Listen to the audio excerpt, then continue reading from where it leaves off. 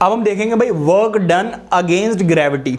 तो कोई भी काम अगर ग्रेविटी के अगेंस्ट होगा तो उसको हम क्या बोलेंगे, वर्क डन अगेंस्ट ग्रेविटी। जैसे भाई अभी आप लोग ऊपर चढ़कर आए हो, स्टेयर्स पर चढ़कर आए हो भाई, कुछ बच्चे भागकर भी आए होंगे, हम उनकी बात भी कर रहे हैं, और जो चलकर आए उनकी बात भी कर रहे हैं। तो भाई यहां पर क्या हो रहा है, जब आप इस पर चढ़ते हुए आ रहे थे तो हो क्या रहा है, ग्रेविटी आपको नीचे की तरफ खींचना चाह रही है, लेकिन आप बेटा ऊपर चढ़ते चले जा रहे हो।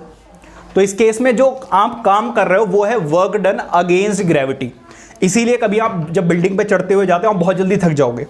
यहां से आप 5 किलोमीटर तक चले जाओगे, नहीं थकोगे, लेकिन आप अगर फोर्थ फ्लोर पे जाओगे चलते हुए तो उतने में थक जाओगे। क्यों? क्योंकि इस केस में क्या हो रहा है, आपको ज्यादा फोर्स लगानी पड़ रही है। मतलब एक तो ग्रेविटेशनल फोर्स नीचे की तरफ खींच ही रहा है, आपको इसके बराबर तो लगानी है, उससे एक्स्ट्रा फोर्स लगानी पड़ेगी सो दैट आप ऊपर मूव कर पाओ। Are you getting my point?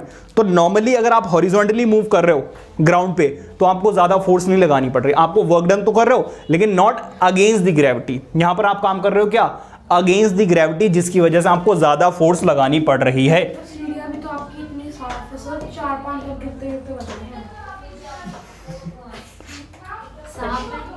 Sir. इतनी गंदी सीढ़ी हुई है, स्लिप इतने करती हैं सर। 3-4 बार मेरे सिर उससे टकराने से बचा है। आराम से आया करो। इधर देखो जरा, ये एक बॉक्स है। अब बॉक्स को अगर आपने क्या किया, ऊपर उठाया, तो आप बॉक्स को ऊपर उठा रहे हो लेकिन ग्रेविटेशनल फोर्स इसको नीचे की तरफ खींच रही है। तो इसका मतलब ये क्या है, वर्क डन अगेंस्ट ग्रेविटी है, क्योंकि ग्रेविटी क्या नेगेटिव भी हुआ, लेकिन ये ग्रेविटी नेगेटिव वर्क डन कर रही है। ठीक है सर लेकिन आपने तो ये पॉजिटिव में एग्जांपल दिया था। कौन से? दिमाग सही है जी। देखो इधर मेरी बात सुनो, पॉजिटिव में दिया ना, देखो यहां पे जो भी इंसान खड़ा होकर इसको ऊपर की तरफ खींच रहा है, उस इंसान के लिए तो ये पॉजिटिव वर्क डन है। क्यों? क्योंकि ये फोर्स भी ऊपर की तरफ लगा रहा है और बॉक्स भी ऊपर की तरफ मूव कर रहा है। लेकिन अगर ग्रेविटेशनल के फोर्स के अगेंस्ट देखो तो ग्रेविटेशनल फोर्स इसको नीचे खींच रही है लेकिन बॉक्स ऊपर जा रहा है, तो ग्रेविटेशनल फोर्स के अकॉर्डिंग ये नेगेटिव वर्क डन है। Are you getting my point?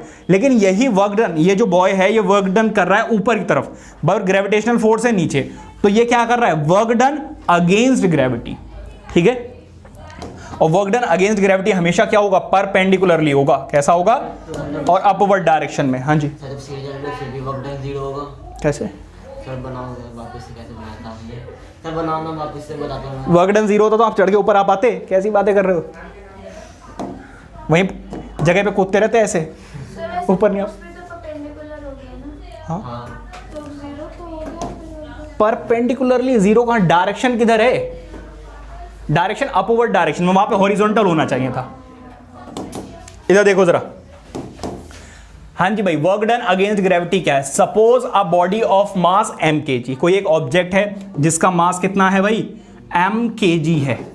ठीक है, इज लिफ्टेड वर्टिकली अपवर्ड, इसको ऊपर की तरफ उठाया जाता है थ्रू अ डिस्टेंस h। तो भाई यहां से ये यहां आ गया, इसने कितना डिस्टेंस कवर कर लिया, h मीटर। ठीक है, h metre. In this case the force required to lift the body will be equal to the weight of the body. ठीक है, तो इस केस में फोर्स कितनी होगी भाई, एक बात बताओ, वर्क डन क्या होता है, अभी हमने देखा था वर्क डन होता है हमारा फोर्स इनटू डिस्प्लेसमेंट। और भाई फोर्स का फॉर्मूला क्या होता है, mg। फोर्स का फॉर्मूला क्या होता है, mg। और यहां पे जो डिस्टेंस है वो वर्टिकली है, तो यहां पे क्या लग जाएगा, h लग जाएगा, s बदलकर क्या हो जाएगा, h। तो भाई हमारा वर्क डन का formula against gravity, work done against gravity, against gravity is mgh। mgh समझ में आ गई बात या नहीं? तो mgh फॉर्मूला होता है वर्क डन अगेंस्ट ग्रेविटी का। ठीक है, यहां पर मास आपको क्वेश्चन में देंगे, ठीक है, और h भी देंगे और g की वैल्यू हमें पता है। फॉर एग्जाम्पल एक छोटा सा क्वेश्चन कर लेते हैं कि भाई एक कोई ऑब्जेक्ट है जिसका मास है 10 kg, कितना है, 10 kg, और ये कितने डिस्टेंस से मूव कर जाता है जब आप इसको ऊपर की तरफ लिफ्ट करते हो, मान लीजिए भाई 5 मीटर। अब वो आपसे कहेंगे find the work done against gravity. भाई जी की यहां पर कोई भी बात नहीं की गई है, जी की वैल्यू हो सकता है क्वेश्चन में दे दें और हो सकता है ना भी दें, तो आपको पता होना चाहिए भाई वर्क डन का फॉर्मूला क्या होता है, mgh। तो मास कितना है 10 kg, जी की वैल्यू होती है जी 9.8 और h की वैल्यू कितनी है 5। इस डेसिमल को हटाओगे नीचे क्या आ जाएगा 10, 10 से 10 कैंसिल आउट, मल्टीप्लाई करो, आंसर कितना आ रहा है 8 5 40 और 9 5 45, 45 प्लस दिस 490। अच्छा, वर्क डन का फॉर्मूला SI यूनिट क्या होती है, joule. So work done against gravity is 490 joules. क्या बात समझ में आ रही है? इस तरीके से आपको न्यूमेरिकल करना है। 10 मीटर पर सेकंड्स में नहीं। भाई क्वेश्चन में देंगे, अगर 10 लेना हुआ होगा तो वो आपको क्वेश्चन में खुद देंगे कि take g is equals to 10। अगर नहीं देते हैं तो आपको 9.8 ही लेना है। क्लियर हो गई बात? अगर इसमें तो क्वेश्चन में दिया नहीं हो, बस उन्होंने खुद से 10 नहीं रखा है, 9.8 दिया। भाई देखो, आपको जो है 9.8 लेकर ही सॉल्व करना है। अगर वो क्वेश्चन में दे ले सकते हो, बहुत माइनर सा डिफरेंस है, लेकिन जब टीचर चेक कर रहा होगा तो हो सकता है वो 9.8 के अकॉर्डिंग हो, फिर मार्क्स वार्क्स कट जाए, वो सही नहीं है ना, क्योंकि थोड़ा सा एरर होगा, उन्हें लगा कैलकुलेशन में एरर है। दे भी सकते हैं मार्क्स, उसमें कोई बड़ी बात नहीं है, बट आपको क्या करना है, अपनी 9.8 ही लो, ठीक है, क्यों रिस्क लेना। तो ये हो गया जी वर्क डन अगेंस्ट ग्रेविटी। क्या इतनी बात समझ में आ रही है? तो इसको हटा दें, अब इसकी जरूरत है नहीं। तो work done against gravity is equals to weight of the body into vertical distance. तो जो आ गया, अब देखो वर्क डन अगेंस्ट ग्रेविटी को W से डिनोट करेंगे, वेट ऑफ बॉडी होता है mg और वर्टिकल डिस्टेंस को हमेशा किससे डिनोट किया जाता है, हाइट से।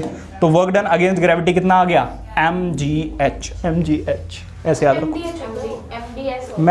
अरे ये तो mgh है, मुझे पता है, पता है, तो वैसे याद रखना ना, याद रखने का तरीका बता रहा हूं। तो यहां पर भाई m क्या है, मास ऑफ द बॉडी, g क्या है यहां पर, एक्सेलरेशन ड्यू टू ग्रेविटी, और h क्या है, height of body, height of या वर्टिकल हाइट, जिससे उसको ऊपर खींचा गया है, ठीक है। अब जरा देखिए, from the above expression it is clear that the work done against gravity depends on the following factors. किन किन फैक्टर्स के ऊपर डिपेंड करती है? पहली चीज भाई, अभी हमने फॉर्मूला देखा m, g और h। तो work done against gravity depends on mass, या फिर हम ये कहते हैं कि work done against gravity is directly proportional to mass of the body. भाई कैसे? भाई मान लीजिए आपको एक 2 लीटर की बोतल दे दी जाए और आपसे कहा जाए भाई ऐसा है, इसको उठाकर आपको 4th फ्लोर पे लेके जाना है। बड़े आराम से लिए जाओ, कोई दिक्कत वाली बात नहीं, कोल्ड ड्रिंक तो आती है, ऐसे भगते हुए चले जाते हैं एकदम।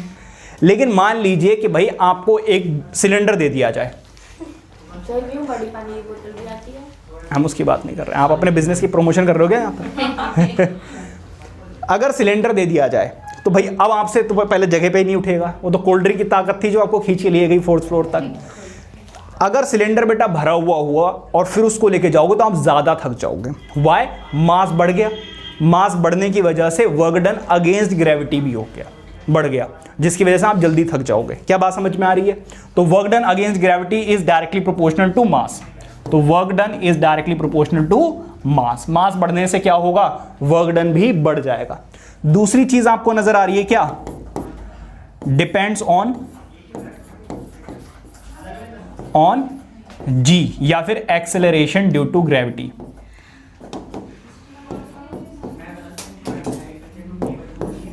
ड्यू टू ग्रेविटी मतलब work done is directly proportional to g। अब बात आती है भाई g की वैल्यू तो फिक्स्ड है, भाई अर्थ पे g की वैल्यू कुछ और है, मून पे जाओगे तो कुछ और होगा, जुपिटर पे जाओगे तो कुछ और होगा। तो जब मास बढ़ जाता है किसी भी प्लेनेट का, जुपिटर, तो इसका मतलब यह है कि भाई जैसे जैसे प्लेनेट का साइज बढ़ रहा है वैसे वैसे एक्सेलरेशन ड्यू टू ग्रेविटी भी बढ़ेगा। Are you getting my point? हाँ, अर्थ पे रहोगे तो उस पर भी डिपेंड करेगा आप पोल पर हो या इक्वेटर पे हो। ये वाला भी हमने कॉन्सेप्ट सीखा हुआ है भाई, पोल पे एक्सेलरेशन ड्यू टू ग्रेविटी ज्यादा है और इक्वेटर पे हम, ठीक है। लेकिन हमें पता चल गया कितनी है, हम तो इक्वेटर के पास है सब, हम तो 9.8 ही मानते हैं।